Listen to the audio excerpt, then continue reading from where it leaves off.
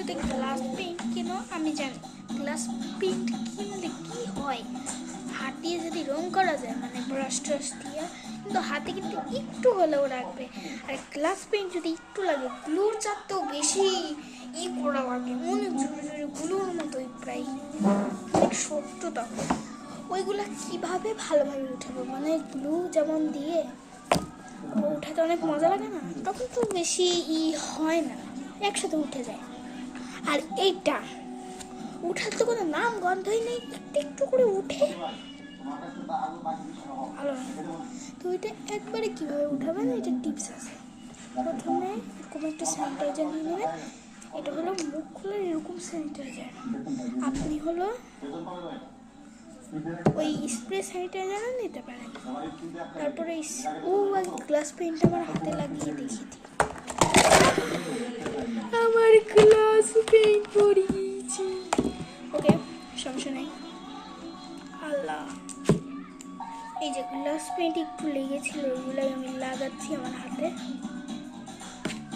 এটা লাগানোর কষ্টটা যে কি সেটা গ্লাস পেইন্টাররাই গন্ধ দিয়ে গেছে। তো এরপর এই যে এটা আঠালো হয়ে গেছে, এটা উঠানো সম্ভব না। তো আমার স্যানিটাইজার যদি বেশি লাগে তাহলে বেশি স্যানিটাইজার, ওরপরে আমারটাই বেশি লাগছে। তো এরকম করে ভালো করে ঘষবো, ঘষলে দেখবেন সব স্যানিটাইজার উঠে গেছে। তো এবার আমরা টিস্যু দিয়ে ভালো করে মুছে দেবো।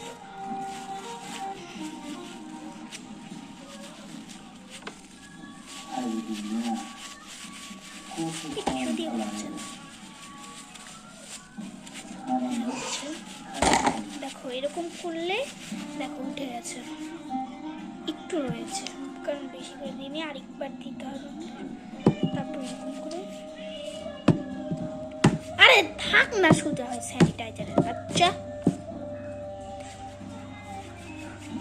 তো এরকম করে করার পর একটু রয়ে গেছে। তো এবার এটাকে মুছবে কেন? নেল পালিশ নিয়ে এবার কেউ মুছে? ছেলে মানুষ নেল পালিশ নিচ্ছে। তুমি মুছলে? আমি তো মুছিনি, আমি তো গ্লাস পেইন্ট মুছছি। গ্লাস পেইন্ট না, তুমি বাস না দিয়েছ, আমি বাস। আচ্ছা তুমি দাও, তোমাকে দিয়ে দিচ্ছি। তো আমি আমার কথা বলি, আমারটা উঠে গেছে একদম, দেখেন। তো এইটা আপনারা ইউজ করতে পারেন, অনেক ভালো।